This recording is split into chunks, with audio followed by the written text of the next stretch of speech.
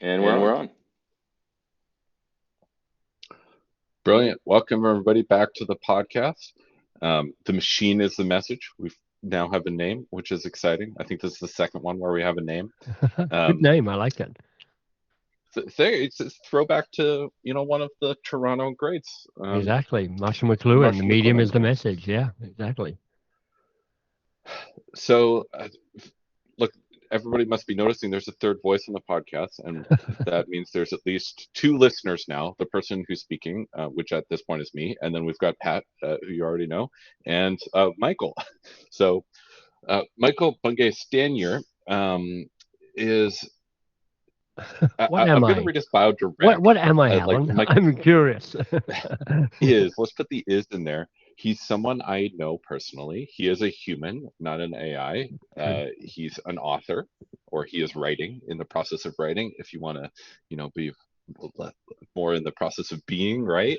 Um, so recent book, How to Begin. I have it here. I've been introducing it wrong all the time, Thank you. but it's not how to start. It is not how to get going. It is not how to commence. It is how to begin. And it is an excellent book on, well, it starts right on the cover and it's great, which is a genius design move, which we both appreciate.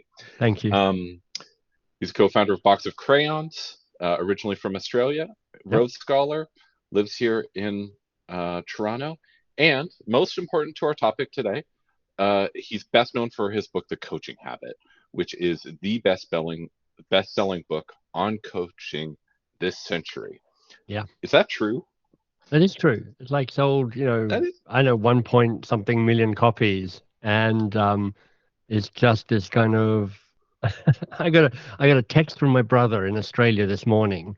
Actually, in the last 24 hours, I've got an email from a friend I went to law school with 35 years ago, who is now a doctor, and she's being taught how to be a better doctor. And they're like, pick up Michael's book. And she's like, I know that guy. I went to ha, law school with him.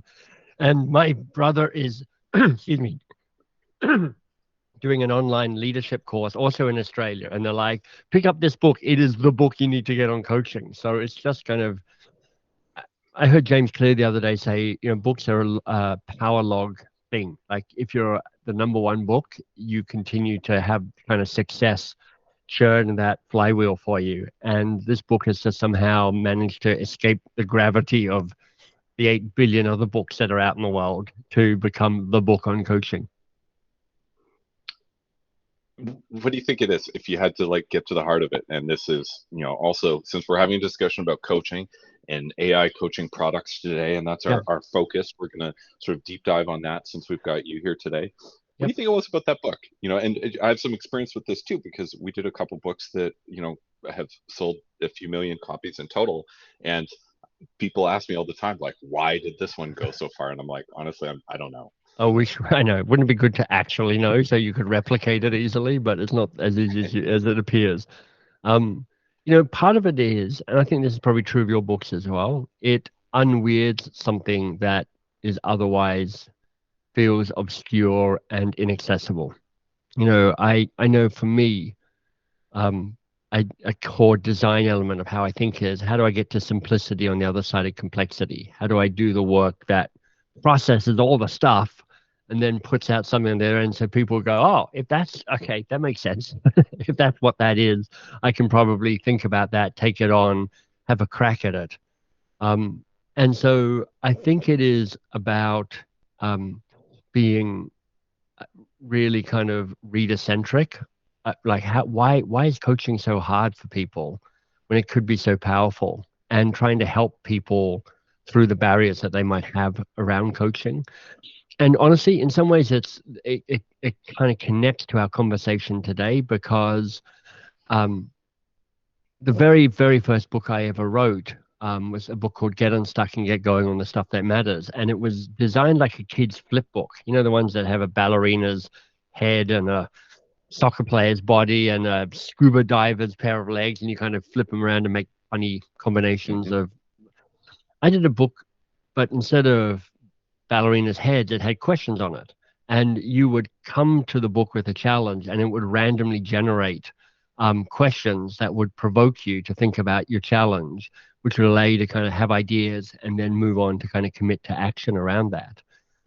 And I do think so much of how coaching works is a process rather than it needing to be all about the skill of the coach. It's actually like ask the right questions in the right order, and most of the time magic happens. And so for years, I've been going, look, there should be a way of just kind of automating the experience of a coaching conversation that will be successful a lot of the time. And I think now with AI, there's suddenly this understanding of, oh, I see how this can work. We've now got the the computer bandwidth and engine power to actually make some of that stuff happen. Mm. You covered, and so you kind of hit on one of my first questions, which was the why, coaching is so important. You spoke to, in the book, you talked about why it's so hard for people. So to just give a sense of what we can cover today in the time that we have, let's talk about why coaching is important, and why do we even care about AI coaching tools? There should be a why that they're going to provide to us. What does it look like more traditionally? So these are the two softball ones. These are going to be the easy questions for you. Then it's going to get harder, Michael. We're going to look at where you imagine it might go. And it looks like you've done some thinkings on this. And then let's do a bunch of reactions. So it's just going to be like a cheesy reaction video. We're going to throw some links up on screen, and we'll talk about them. What do we think is interesting about this? What themes are we seeing, etc. And I've identified a few trends specifically for coaching that I'd like to share and get your thoughts on as well. That sounds really interesting. But look, why coaching? It's kind of like why leadership or why human interaction, which is, I think, the planet benefits if we are trying to evolve and become the next best version of who we are. We are extraordinary creatures. We have the capacity to do so much. There's a way that if we can develop emotionally and morally and intellectually, we have a chance of bringing our best to ourselves and to the people around us and to the planet. Coaching is one way to do that, and it is often an underutilized way of doing it. And rather than getting hung up on the term coaching, it's really about a curiosity and a willingness to ask questions and a willingness to allow the other person to figure some stuff out for themselves. That's, the way in the book I define coaching is, can you stay curious a little bit longer? Can you rush to action and advice giving a little bit more slowly? Coaching comes with a whole lot of baggage. Like, people have made up a whole bunch of stuff, and it's a confusing term because it's like, it's a sports coaching, and it's executive coaching, and it's manager coaching, and it's ADHD coaching, and it's, it can mean different things to different people. But the behavior of being more coach-like is staying curious. And curiosity is what allows us to stay with the mystery of the world and see what opens up and evolves.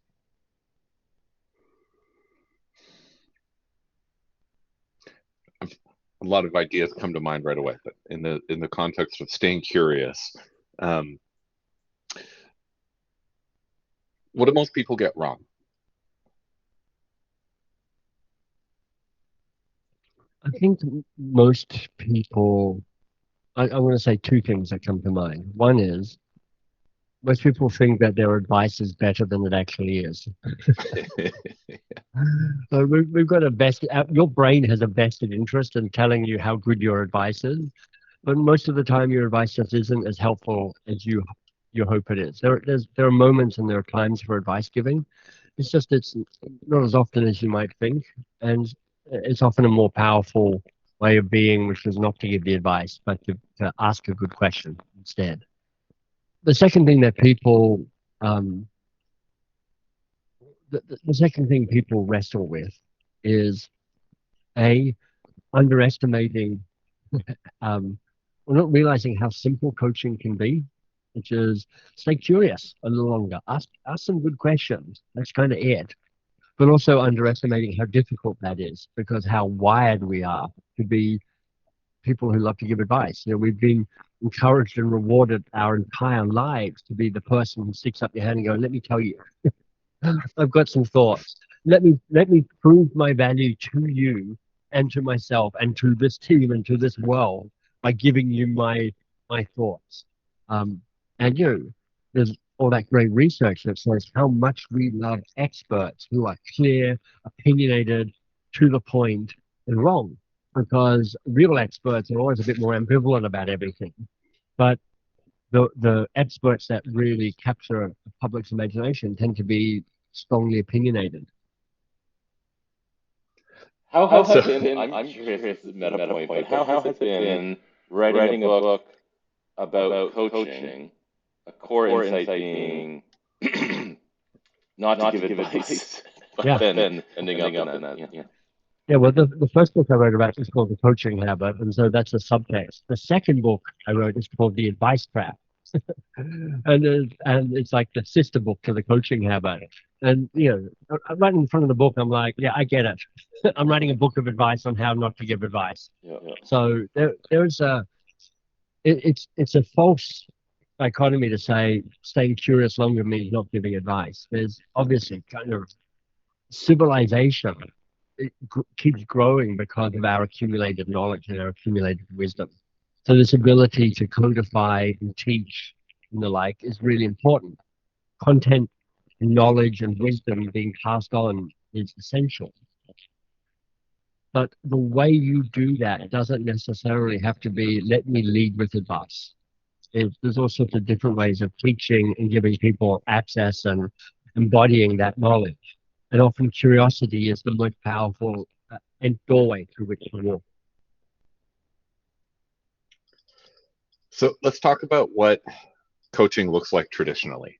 And it's a broad field. Right? There's like a lot of different space here. Tell us about some of it.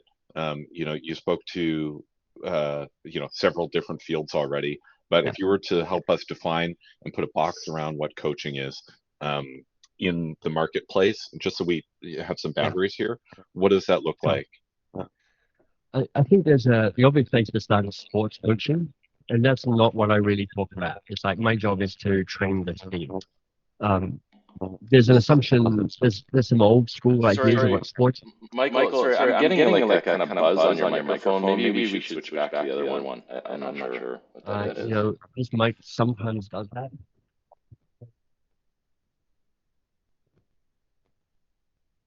I just want to make sure people hear you. Yeah. Is that any better? Is that still buzzing? I still have it. Yeah, it's like a little crackliness on the end of your on the end of each word. But we can go to the OG mic. I think that was fine. The classic iPhone TikTok mic. Right. You ever notice that people are always holding the mic on TikTok, like the iPhone, white mic? Oh yeah. I don't want to watch TikTok. Are you hearing me on this mic now? Yep. That's great. Perfect. Okay, great. Oh no, it's still fuzzy. Weird. Okay. We'll just live through it. So maybe a joint like disappear and come back. Like it could be like are you in Chrome or Safari when you join this link too? I'm on Firefox. Oh yeah. Got to try Chrome. Should I like me to jump off this and go back onto Chrome? I think it's better. Yeah, both Safari. We're back. So, Michael, you were telling us what you originally or how coaching exists today, and we're drawing a box around kind of the coaching landscape as it were. So I'm going to make three big boxes. First is sports coaching, which I don't think we're really going to be talking about today, but it's often where, the idea of coach comes from.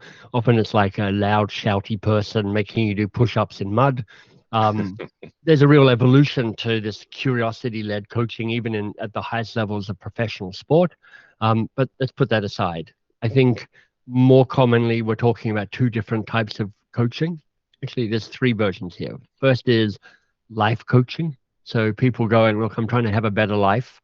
And there's a lot of coaches out there, professional coaches who say, I can help you navigate relationships, money, kids, ambition, goals, all of that sort of stuff. And you hire somebody to go help me with my own life. The second type is executive coaching. So this is when an external coach is hired by an organization to work with a person. In the old days, it used to be to try and stop them failing.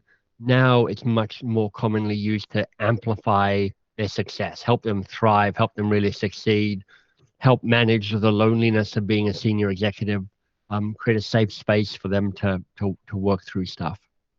And then the third type in this space is the role of managers and leaders in organizations who are now expected to be coaches, or as I like to say, to be more coach-like. So to bring the skills and the power of coaching into the way that they work and manage and influence the people around them. And so traditionally, how's coaching delivered?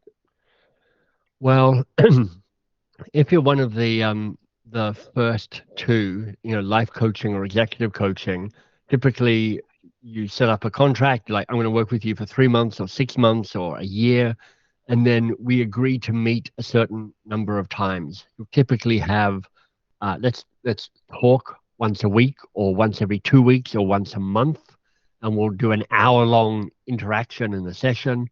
And often a coach will say, and you can also reach out and email me or text me anytime, and I can be on standby for ways of helping you.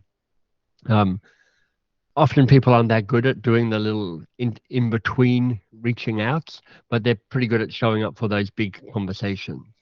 And if you're training a manager, you're like, look, every interaction can be a bit more coach-like because every interaction is staying curious a little bit longer. But often in organizations, there's this expectation that monthly, let's say, we will have a coaching session together.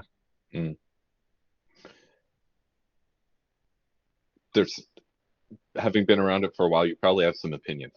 Where's it going? What's got to change, about where it is today? I think there is a vast amount of mediocrity in the world of coaching. To put it, I'm just going to be blunt about it. I think, often people are drawn to coaching and being a coach for all the right reasons. They like people, they're heart-centered, they want the best for people, they find it fulfilling to help people. So all those are great motivations. Also, giving advice, like you said, is yeah, super fun. Yeah, exactly. And for a bunch of coaches, they're like, I'm only here to teach you and tell you stuff. And you get a little rush of chemicals in your brain when you're giving somebody advice. But I just feel that so much of coaching can devolve into a slightly codependent conversation where actually the coaching experience maintains the issue rather than moves the issue on. And I think that there is two tracks that are opening up that I see. One is this understanding that the power of being curious more often in most situations is really helpful. And if there's structures and systems around you to help you stay curious, to help you be suspicious of what you think the first challenge is or what your first answer is, that is helpful on an hour by hour basis, a minute by minute basis. Every time I sit down and do a piece of work, like I'm designing a new program at the moment, it's helpful for me to have a form of provocation and curiosity going. So what's the real challenge that you're looking to solve? And how could you solve that? And what else could you do? And what else could you do? And how would thinking about Picasso be a useful provocation for you to think about how you design something like that?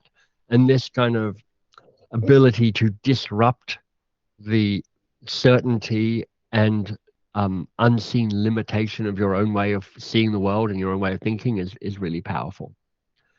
And there's another avenue that I think exists and is opening up, which is really powerful in-person conversations where the value of being together is a deep expression of vulnerability and exploring the edges of who you are and what's hardest to talk about, and a willingness to create an experience that feels safe and human and deeply personal and interconnected.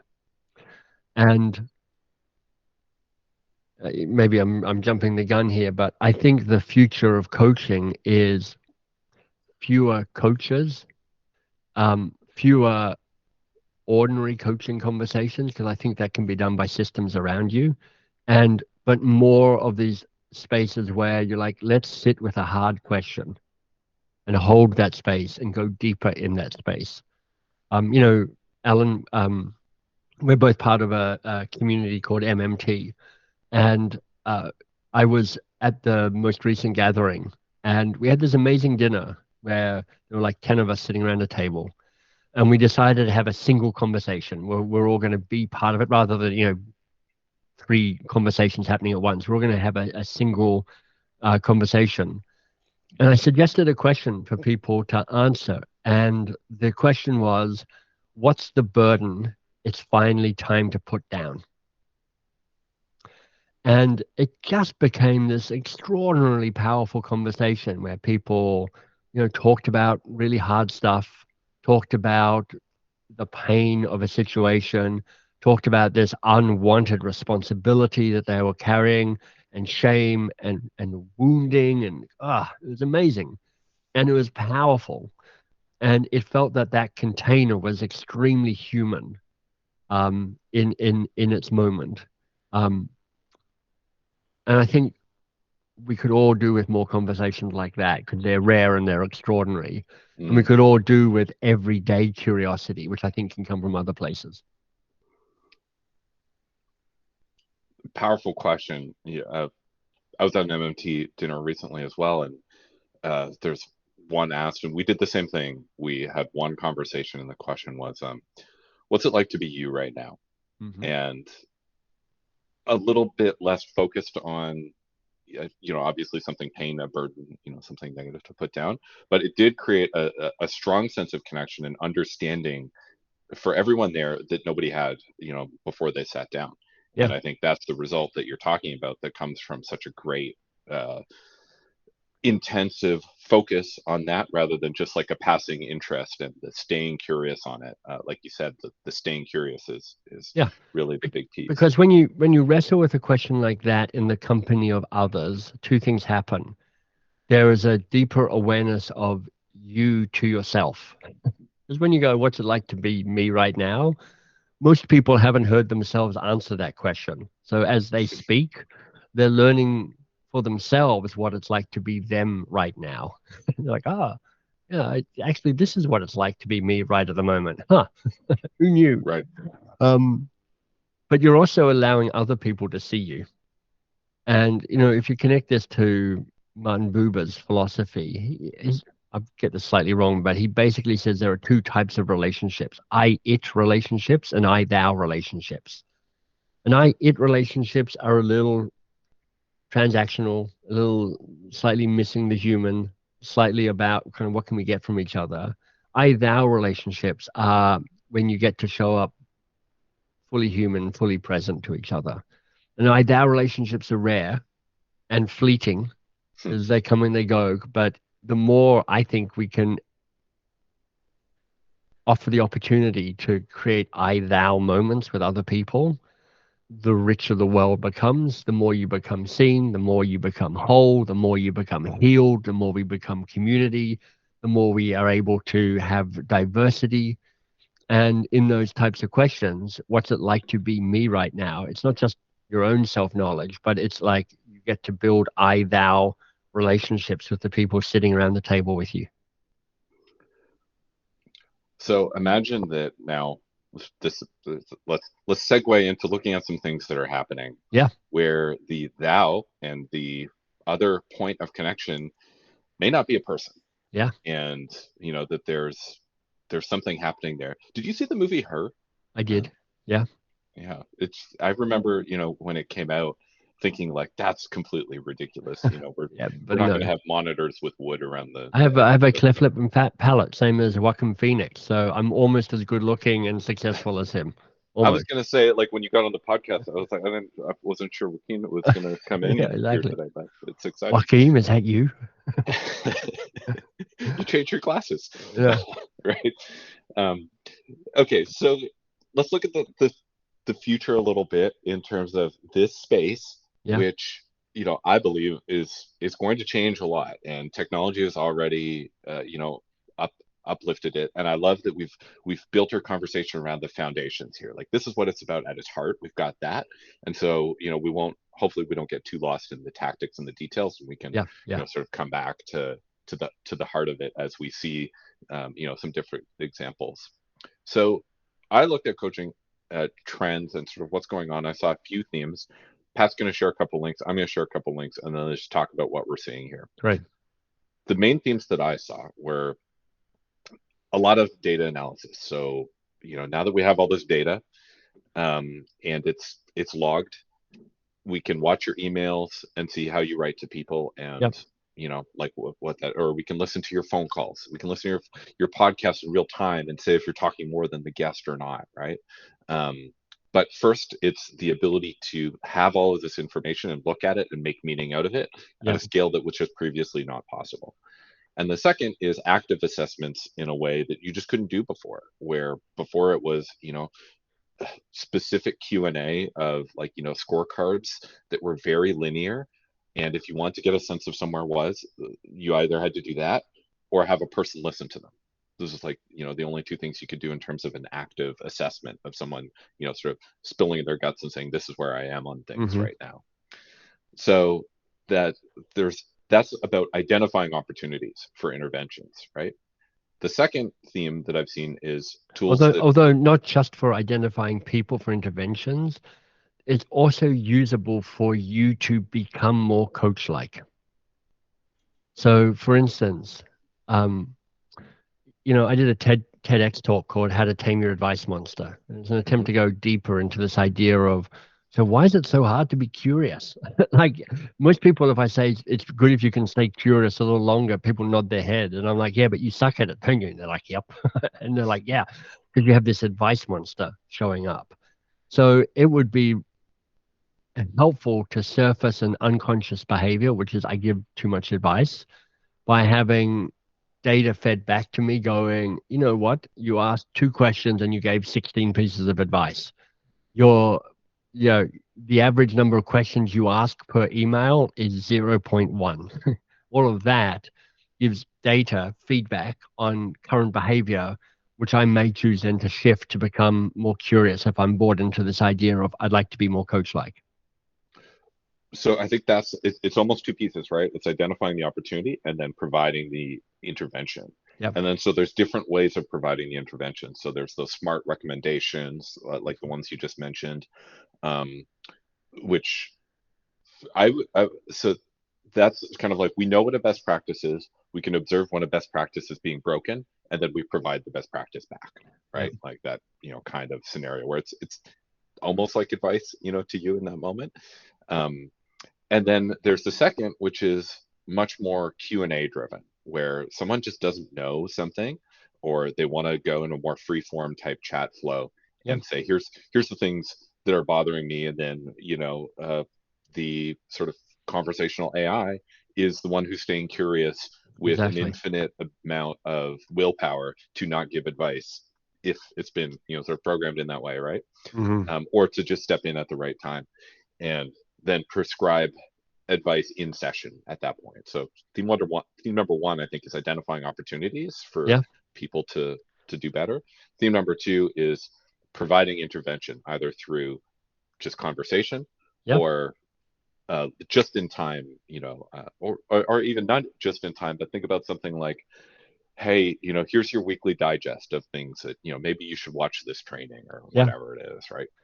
I think that's really helpful. And, as an example of how possible this is, when I was doing a lot of training around the skills that I teach in the Coaching Habit book, in the Coaching Habit book, there are like 7 questions. I'm like, there are lots and lots and lots of great questions out in the world, but 7 questions get you a long way down the path for staying curious longer. And I'd be traveling the world teaching this stuff, and I would coach somebody in a foreign language. So a language that I don't speak, because, I speak 4 dialects of English: Australian, British, Canadian, and American, but I don't speak any other real foreign languages. And, I remember, being up in Lapland.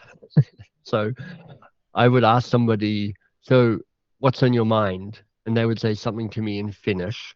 And I go, okay, that sounds real. What's the real challenge here for you? And they would say something. And I'm like, great. What else is a challenge here for you? And they would say something. I go, okay, yeah. What else is a challenge around this for you right now? And they'd say something. And I go, okay, but out of all of that, what's the real challenge here for you? And they go, oh, this. And I'm like, yeah, exactly. And I'm like, and what ideas do you have around solving that? And they would say something. I'm like, that's a good idea. What else could you do? And what else is an idea here? And out of all those ideas, which feels like the most exciting idea for you right now? And they'd be having this conversation, and I've done this in probably 30 different languages now, like, and I never know what's going on. I know approximately um, the tone of the conversation, so I can read roughly what's going on. So, when they go, "Rah, rah," I know they've gone, I don't have any more ideas. I'm like, okay, yeah, I can figure that out. But this is, um, this goes to show just the mechanical nature of asking questions, holding space, picking up on enough cues to figure out what the next useful question is. And that's me, a random human being, doing it. When you have AI, when I built up a relationship with Siri, and I go, Siri, coach me. And Siri goes, sure, Michael. What do you want to talk about? What's on your mind? I go, blah, blah, blah. And they go, okay, we've talked about this a few times. So I'm glad we're coming back to it. Today, what's the real challenge for you around this? Blah, blah, blah. And then we go through a similar process. And then Siri goes, we've come up with ideas around this before. What ideas do you remember that we've already had around this? And I go, oh, blah, blah, blah. And Siri goes, that's right. Also, this, and this, because we talked about that. Oh, yeah, I remember that now. What's most helpful now? Would you like more ideas that I can generate for you? Or do you want to have your first guess at having some new ideas around how to tackle this? And all of this feels, I'm surprised. I'm surprised somebody hasn't taken the 7 questions from the coaching habit and just gone, I built a coaching habit AI experience, because it's right there. Well, maybe sometime soon this is something interesting to work on. Do you have any interest in building that kind of thing, or are you more focused on the content? I'm not. I'm really interested in that as a possibility. It would be not playing to any of my strengths to allow that to happen. My biggest hope for the Coaching Habit book is that the ideas in it spread and that people love it and use the ideas. So I do this dance between going, kind of, this is my IP and this is, this is my questions and my structure, and then being quite excited to see it kind of get out in the wild at the same time in some ways as well. So you mentioned one of the next themes that I noticed, which was generative content. So suggesting ideas, right? And whether, so I think there's 2 sides. One is on the coach's side, creating content around a topic to help with the education component when that's appropriate.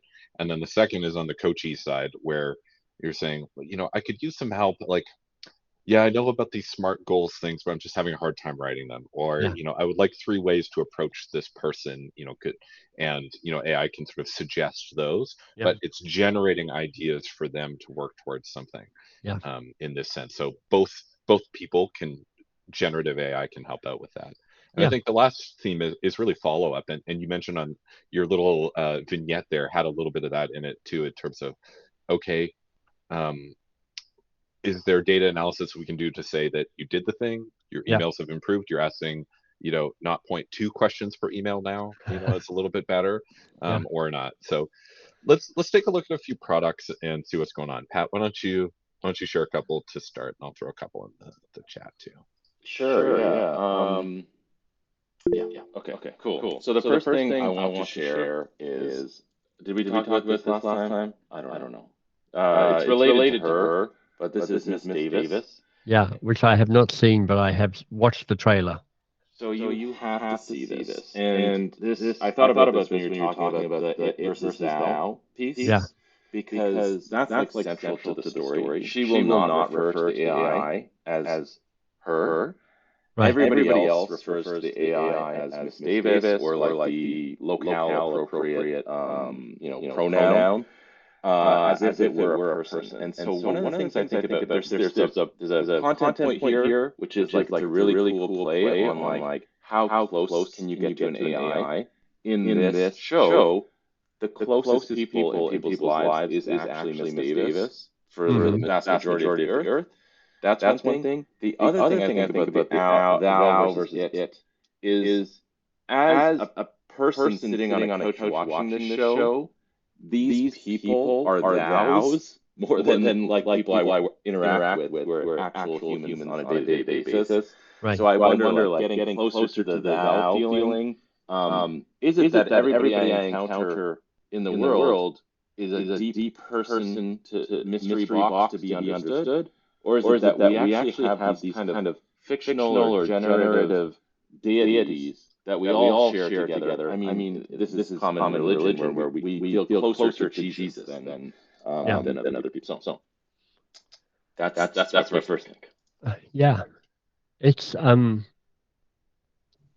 would I respond to some of the stuff that's there?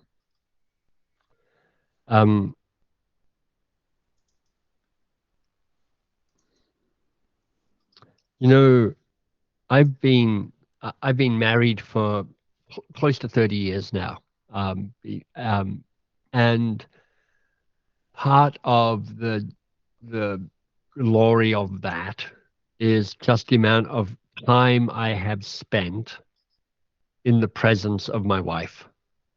It's less about necessarily the conversations we've had, although we've had conversations. It's less about the adventures we've had, although we've had adventures. There's a lot about a way of practicing coexistence with another human being, who after 30 years, you're like, I think I've heard all your stories. And then occasionally you hear a new story and you're like, where did that come from? How have I not heard about that from your past? When why have you been holding out on me? And I guess I'm Pat, thinking about, how do you champion a deepening of relationship?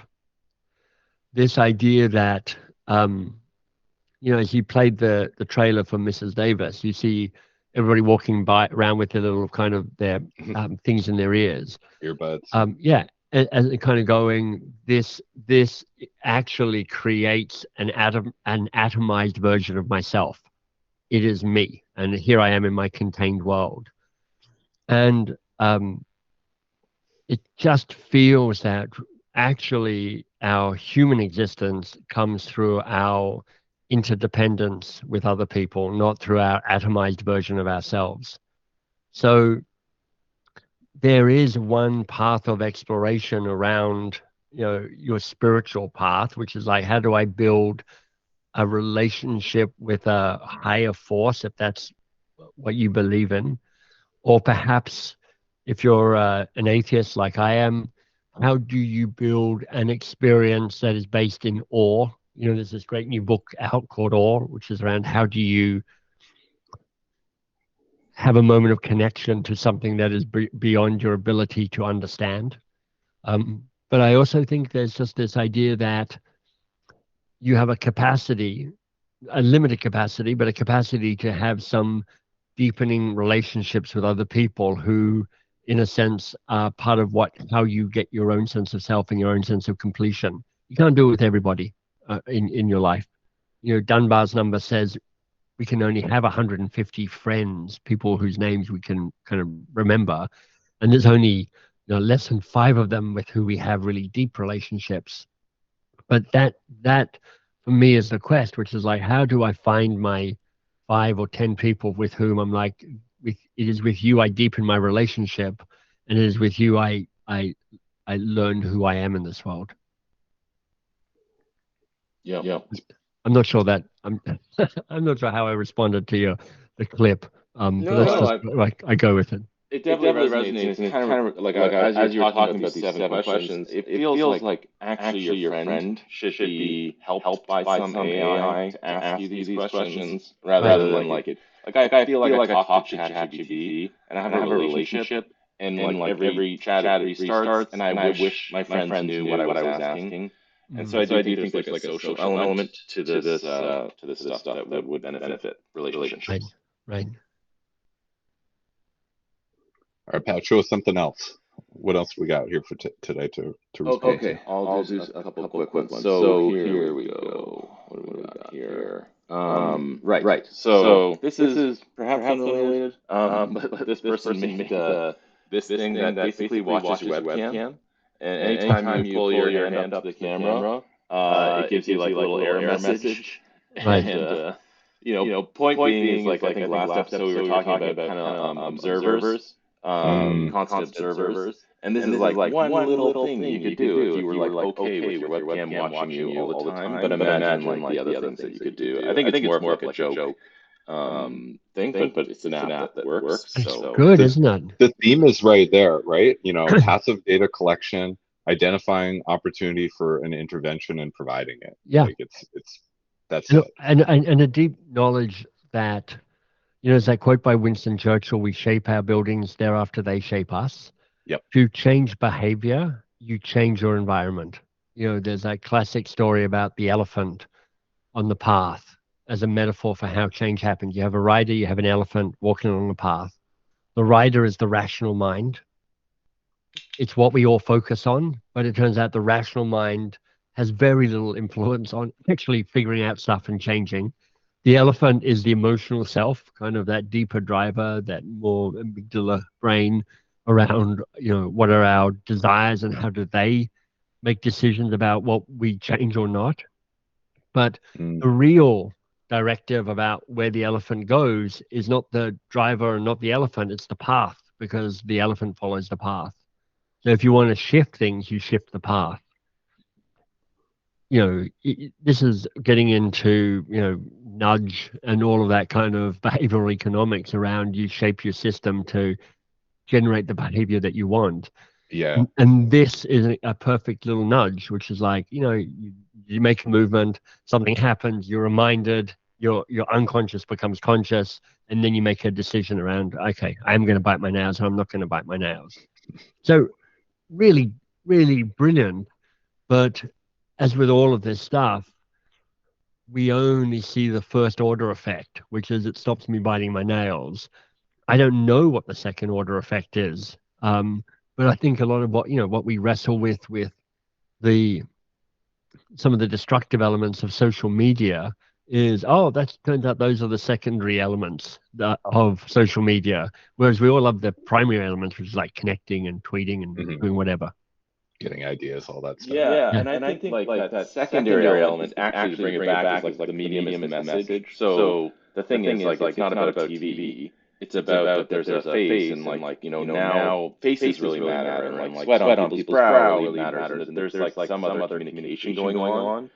And I think if there was like a piece to this nail biting thing, like what's the second order effect? It is I am building a comfort with being observed by something I trust.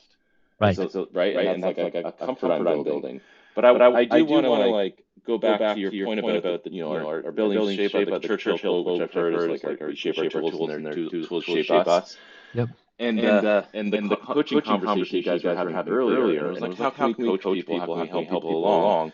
But how I resonate with that is the way I use ChatGPT is I'm actually coaching ChatGPT, right? So I'm like, hey, think about this. And I love the notion of being curious rather than being explicit or directive, because that's the value of ChatGPT. It's not like, hey, give me the weather, what's the weather today, how tall is Obama. It's like, hey, how would you think about this problem? Okay, give me three more examples. Okay, like what would that be if it was actually like in Japan? And so like I don't know the answer to those things, but it is a way that I am coaching ChatGPT to come up with solutions or answers I wouldn't have even thought of. And the bigger idea here, yeah. Sorry, Michael, I'll just throw this in real quick. The bigger idea here is like what Michael was saying about coaching earlier, is you don't have all the answers, and the value is in the other person. And in this case, the value is in the AI, not just because it has a bunch of information, but because it's not you.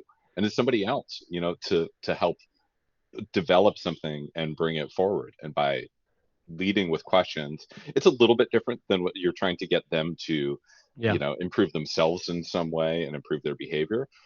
But it's similar in that, when you treat ChatGPT or, any conversational AI as a team member who you're helping to develop something, that you're working together on, is it better to be directive or is it better to be more coaching? And that's the point of similarity that I see. That's just so beautiful. And then the thing I'm always curious about is, how do you burst your own bubble? Like when I was at law school, one of the things that I would do is I go into the library and I just go to where the legal journals were laid out, and I just kind of pick them up and idly flick through them. And I would just come across stuff that I didn't even know I was looking for. I wasn't looking for it. It would just be this article on this thing. And I'm like, that's really interesting. Oh, it makes me think of. And one of my fears around just how I curate my own experience is that it's me curating my own experience. And so, you get that, that echo chamber. Even when I try and curate for like I subscribe to things that I'm like, I'm not even sure I'm going to like this, but I'm going to subscribe to it. But I'm still subscribing to it. I'm like, I don't have this kind of randomness that disrupts and provokes me and creates serendipity.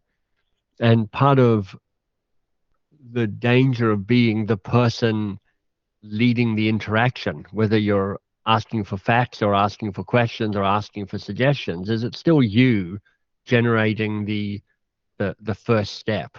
And sometimes I think it can be more interesting if it's not you who's generated the first step. You've just kind of it's generated an opportunity to meet you somehow. We're pretty much out of time. I can't believe it. Yeah, I'm sorry. That's down to me. I have to rush off. So apologies for cutting it short. No, I say I can't believe it because the time flies, so much. Michael, we're going to let you off and we're going to hang out and just share a couple of other resources for people on this topic and run through, some of these ideas. And I just want to say thanks for being here and sharing, your expertise and your wisdom that you've built up over the years on this topic, in a way that is not trying to tell people what to do, but is, helping us what was the word you used? Unconfusify. That's totally not what you said. It was the why your book was successful was it kind of makes something like a little less confusing and a little less sticky. I think trying to unweird coaching. Yeah. You could use Unconfusify if you want. I will take it. Yeah. See where it goes. Unconfusify.com. I've already grabbed the URL. Beautiful. If I would love you to share what was something you changed your mind on or learned in the course of this conversation today?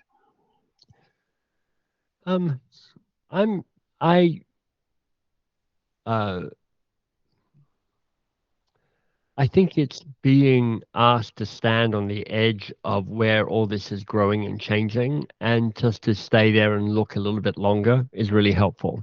So I'm not sure I came up with anything like, oh, that's never even crossed my mind before, because all of this stuff has kind of been swirling around a little bit. But it's just really powerful to hear yourself talk about some of the stuff out loud and go, okay, I didn't even know that I thought that, but apparently I do. Now what? What's it like being you thinking about these ideas right now? Yeah, exactly. Yeah. Hey, Michael, thanks again for coming on. Thanks for having me. Michael. See you, Pat. Bye, Alan. All right. Let's look at some more stuff. Let's react without an expert here. Okay. So next thing I have is boom. This crazy stuff in NVIDIA. Have you seen this? No, what's going on? So this is like it's a photo, but through this AI. So I'm moving your profile picture around. You're able to modify, and move around in 3D the person in the photo. No way. And change their hair. That's insane. Yeah. That's nuts. It's totally crazy. So is it building from like from one photo, it obviously is trained on faces and hair and kind of like it works for this and then it'll work for other stuff later? This is why you gotta read the article.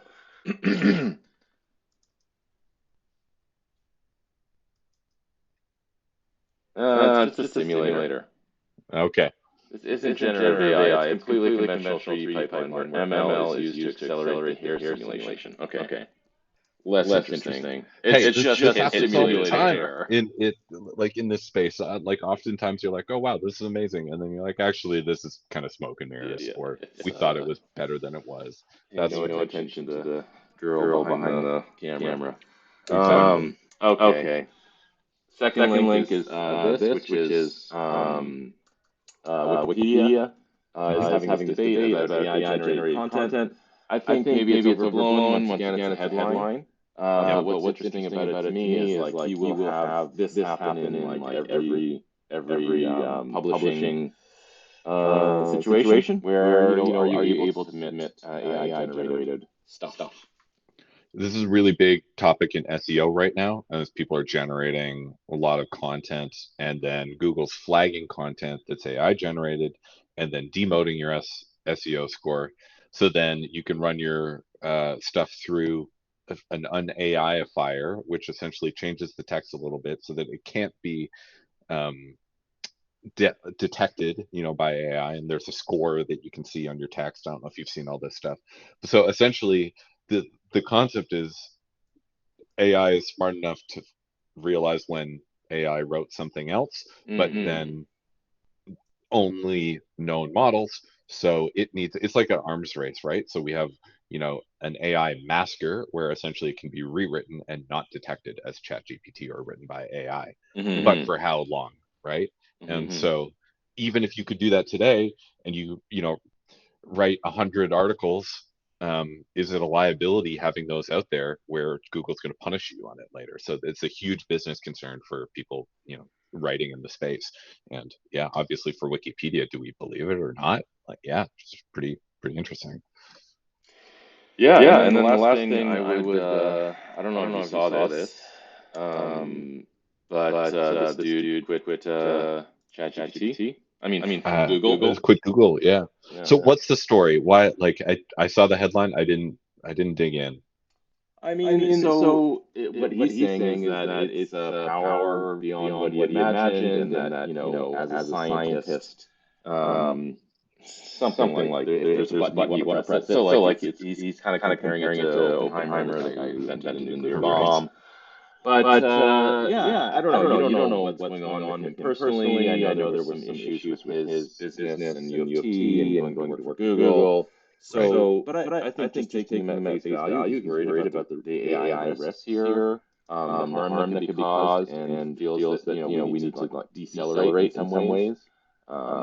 It could actually get smarter than people. Few people believe that, but most people thought it was way off, and obviously he doesn't think that anymore. So. I guess it's just seeing the power of the recent AI developments that has kind of changed his mind about the timeline for worry.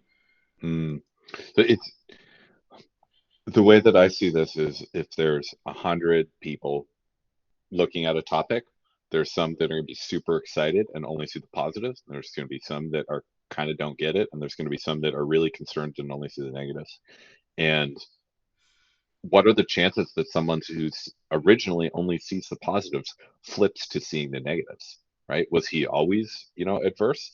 And let's take it at face value that, he's actually very concerned, that this isn't, a smokescreen for, some other, political reason for leaving, that is the issue. What are the chances someone flips? And what would somebody who was that bullish have to see to flip to being that bearish, right? In terms of what's going on behind the curtain. And either that's terrifying or that's just like, it's maybe he was thinking something different all along. Maybe he never really had the vision. Maybe he was one of the people who didn't understand it. I don't know. Yeah, I mean he was pretty central to the whole thing. But it is interesting to move through these stages of social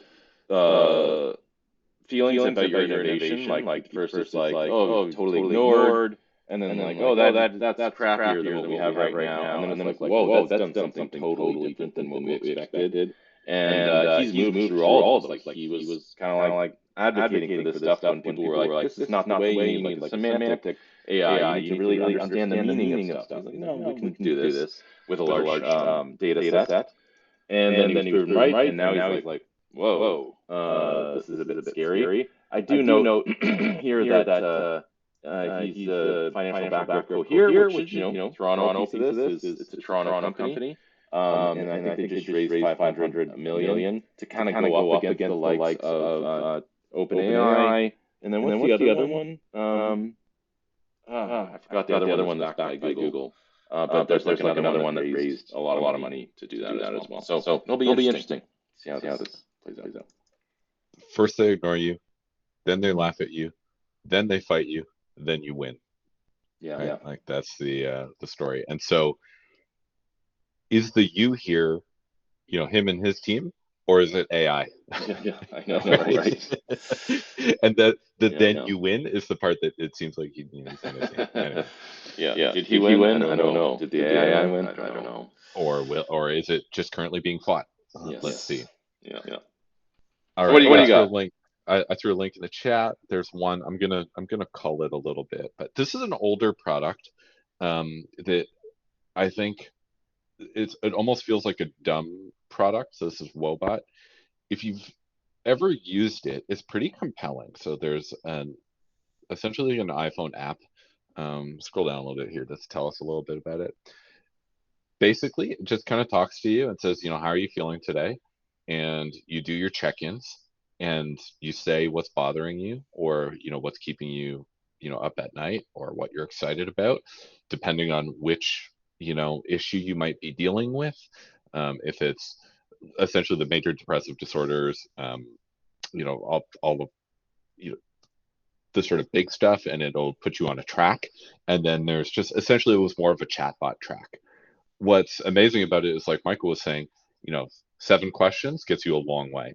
And this is kind of the same thing.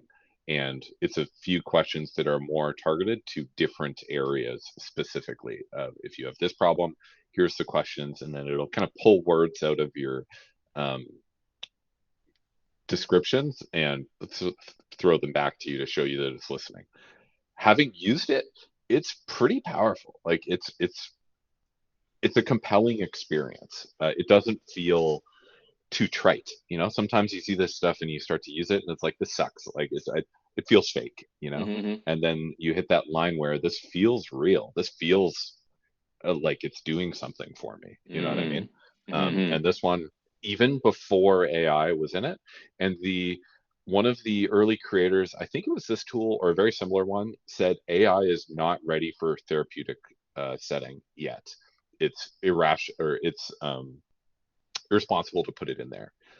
And a bunch of people did. So there was of course, first thing, a bunch of AI therapist tools came out, and some of them are under fire for especially working with teens, which are a very sensitive audience, to say, yeah, we program this AI, and it's like, is that thing giving good advice? We don't know. Anyway, interesting one right there. Yeah. I mean, supervising what the answers are for AI is key.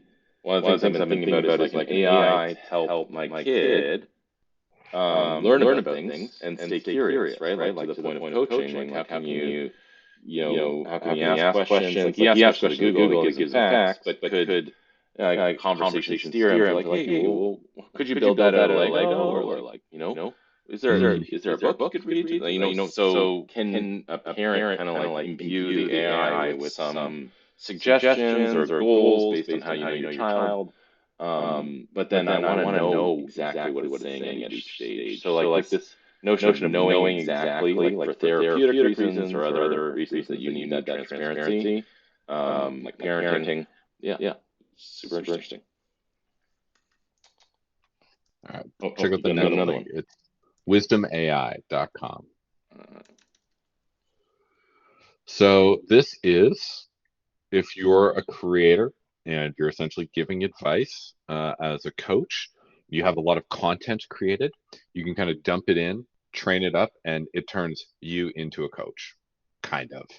So the idea is you upload a bunch of media, it sort of ingests it all and is able to answer questions in the same way as if it was you, based on all of the content that you've created over the years.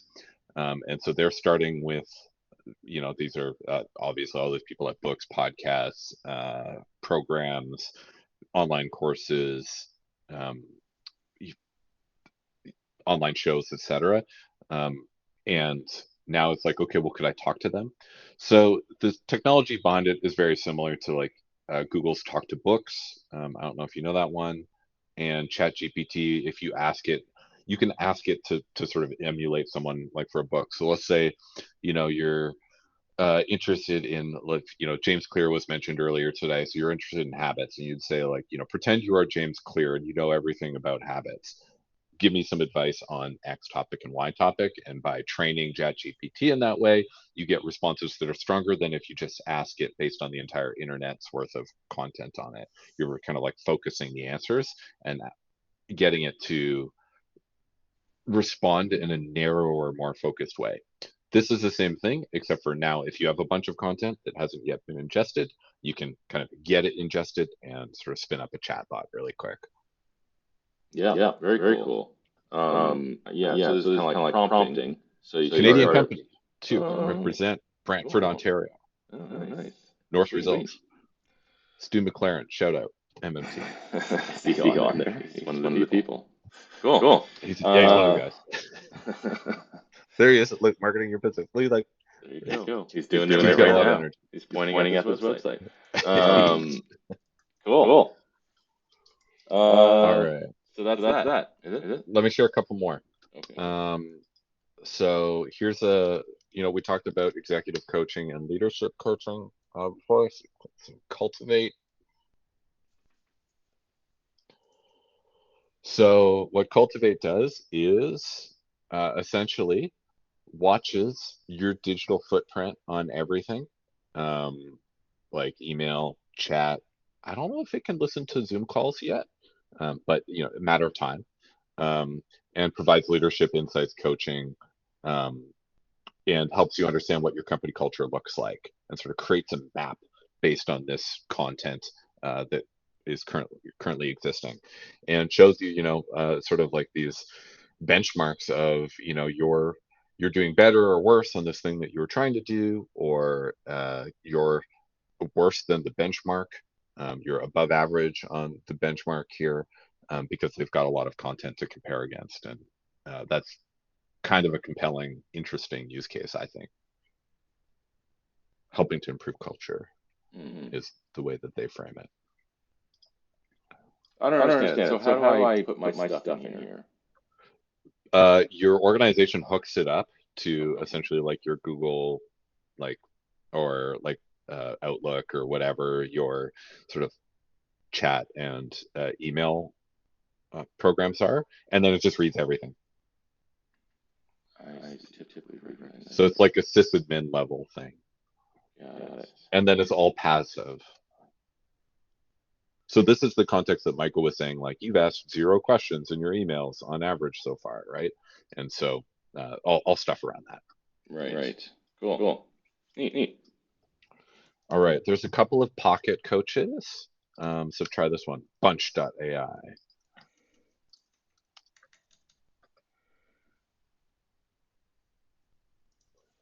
Okay. Become a better leader in 2 minutes a day. So this one is much more of a, here's a little bit of content. Here's something that you can try to do, differently today. And this is like the building up reps, like 1% at a time.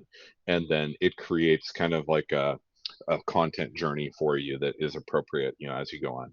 Again, I don't think there's that much AI in this product as of today. But it does have like a short feedback loop and, well, short a day, I don't know. And small actionable sort of pieces of content to go after. So it says your coach will get to know you over time. That makes it seem like it is a product or an AI driven content experience. Morning. Username. It'll get to know you over time. Don't worry. You'll get beyond username with it. Cool. And then, you know what? I've got a bunch of it. Okay, there's one other one that I think is kind of interesting. Check this out. So this is BetterUp, and BetterUp is a coaching platform. It's like one of the world's largest, executive and team coaching platforms. Essentially, you get connected with other coaches on here. What this does is, at an enterprise scale, somehow it is with identity AI. BetterUp finds the right people for coaching and recommends a personalized path to growth. This proprietary feature accurately and efficiently assesses the learning and development needs of your entire employee population. So again, this is happening at scale, segments them according to where they are in their career, how they prefer to learn, and their readiness for coaching. Then it recommends the amount of coaching, the specialist, specific content, and the right type of coach that's required for each person. So this is more of a platform where it's creating connections from one side to the other. So it's essentially, a multi-sided market where it's finding opportunities to sell one side based on hopefully something real, not just, hey, you should buy this and this, with something on the other side, which is a bunch of coaches doing the work. So I thought this was interesting in terms of pairing the right coaches with the right people and the right content with the right people. Interesting. Yeah, I can't help but think about, let me just find this thing. This thing. Okay, copy image address. So I think this is super cool. I cannot help thinking, but think that this is the stage we're at with AI, where it's like we have this electricity, and it's only coming from a light socket, and I don't know if you can see it, but you basically have to take this cord and unscrew your light bulb, and then screw in your washing machine. And it feels like all these things are really valuable and they'll add value today, but they're all in this form of an app. And I don't know that's the end of this stuff, because there's just this explosion in products that are using AI. Yep. And is that the mental model, or the path to building these things, or is it more like a person? Yeah, just hired this person, which is different than downloading an app and getting everybody to install the app and getting read everybody's emails. If you hired a person at your company, you wouldn't give them all the emails and just get everybody to add them to their calendar or their screen. You would be like, hey, set up a one-on-one with this person. And so I just wonder I wonder about all these things are going to come together. I think that one product will do 90% of these things. So it's very much like Google. I think about the website for purple socks ordering. There was just so many things that were so specific, because it was like, hey, there's this explosion of websites. It's like actually Amazon. And so what is the aggregator that's going to aggregate all this stuff under a familiar mental model similar to the search box or the shopping cart? What is the new, winner takes all form for this stuff? Yeah, it sounds like the bet that the big players are making, right? On kind of search almost, and the generic chat driven experience is a big one. I wonder, so in my mind, I back up a little bit and I'm like, well, why is there fragmentation? In large part because of marketing, right? You take the same technology and you chop it up, and then you speak the words that someone wants to hear. Give you an example. Let's say you're selling a supplement, and then you sell that supplement to this person and this person. I have some generic brand, who's the benefits of that same product to a 16-year-old who's trying to get bigger versus a 46-year-old who's trying to maintain what they've got might be exactly, the product does the same thing, but the way that you market it is different, and now you have two competing products with one solution essentially behind it, one technology behind it, right? Yeah. So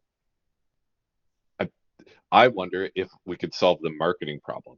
If it'll get to the point where it's like Google, where it's just like, oh, it helps me find anything I want, and therefore there's not like, that's just such a wide value proposition that you get that kind of conglomeration of everything coming together in this, that winner takes all market. It's like, you want to buy anything? Okay, here it is. What is the question that is kind of answering? What is that super high level, that next high level value proposition that either hasn't been touched or is going to be, conglomerated from something that already exists? Yeah, I mean, you know about the market maps, sample logos. Like this is like a classic thing. You have like a new technology. You kind of make this market map with a bunch of logos and like different buckets and Yep. let's see. Yeah, it's like if you type in like SaaS marketing tools, cloud or whatever. Yeah, exactly. And so you get this market map, and then you have all these startups that have this unique feature, but then you're like, wearables, connected home, IoT infrastructure, sensors, healthcare, boom, Apple. You know what I mean? Like at some point, this stuff all just collapses, and then you're on to the next bubble. And like I think Peter Thiel talks about this as escape velocity in a 0 to 1 space, where you have been gaining market share so much, and your costs are so much lower than your competitors. And there's like this new value, and you like reach escape velocity. He's an advocate of like as a startup seeking monopolies as quickly as possible, which is a monopoly not in like the antitrust sense, but in like people come to you. So arguably, Apple is a monopoly because they're the only ones who can sell an Apple product. Anyway, that's an aside, but I think the thing I wonder about is there a form factor that becomes the Google search box of AI? And just thinking about APIs and like back to the washing machine, the reason they use the light socket is because it was there, right? And it was like a known thing. Everybody's got it in their ceiling. It's the first entry of electricity into the home. There's a great Bezos talk on this. But I wonder if the new API isn't like a website or a product or an iPhone app, but it's actually the employment system. Like what if the way that AI would enter the workplace is that you like literally hire an AI as a contractor, or you employ them at your company? And like what is that an easier onboarding? And then that person can do all kinds of things. Like they can do this, they can do that, they can do the other thing. And what does that look like if you do have that process built in for new hires? And that's a thought.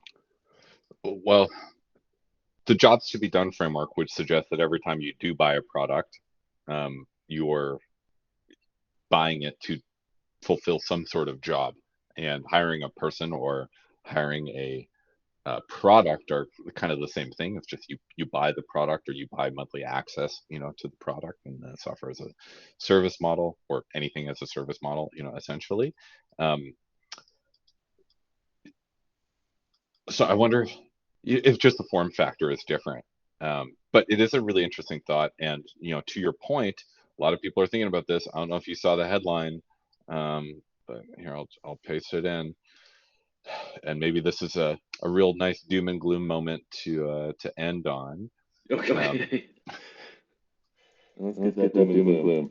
It's like ending a StarCraft session and just getting totally slaughtered. All right. Yeah, it's when you've lost, right? So IBM to pause hiring in plan to replace 7,800 jobs with AI. 7,800 is a lot. Like, how big is IBM overall? Probably like 100,000 people. I know search box I can plug this into. Yeah, let's see. 350,000. Good Lord. That's three times what I thought. That's a small number, I guess, comparatively. Could that number get bigger? And is it, if they're pretty sure they could do it for 7,800, is it likely that there's not a lot more there, at risk? And there's a chart too. I don't know if you've seen it, but it's the number of employees required to make $1 million.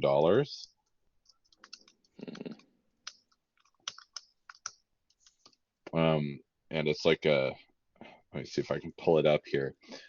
Essentially, it just goes down over time. The amount of employees required to generate $1 million in revenue. It used to be hundreds, and now it's just logarithmically essentially sloping downwards. I can't seem to find it either. It's a logarithmic slope in the down direction. Either way, yeah. All right. What'd you take away from today, man? What are your big takeaways, and then we'll wrap it up for today. I think I think about this. What's your takeaways? I'm gonna go with I loved what you were saying about how you're coaching the AI, and that you get better results when you ask more questions, as opposed to just tell it exactly what to do. And that's just such a metaphor for life in general. That there's more wisdom outside of you than there is inside. And so how do you access that wisdom and bring it out of other people and out of other tools, with the assumption that you don't have all the answers. So then questions are going to be a better way of finding it. And I don't know, that's sort of like flicked a switch for me. It's really interesting. I've heard it said many times before that ChatGPT prompts are really great questions, and always sort of thought, but like it kind of came together in a bigger way for me after you shared that. Yeah, I think for me, it's more like what I take away is like the it versus thou thing that Michael was talking about.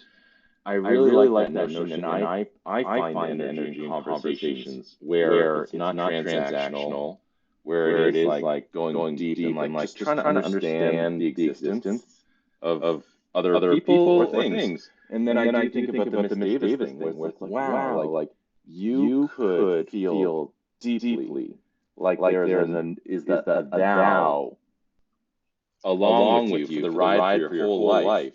But the caveat is the hinting thing, which is what he said is we basically have an alien here, and we don't think it's an alien because it's speaking English.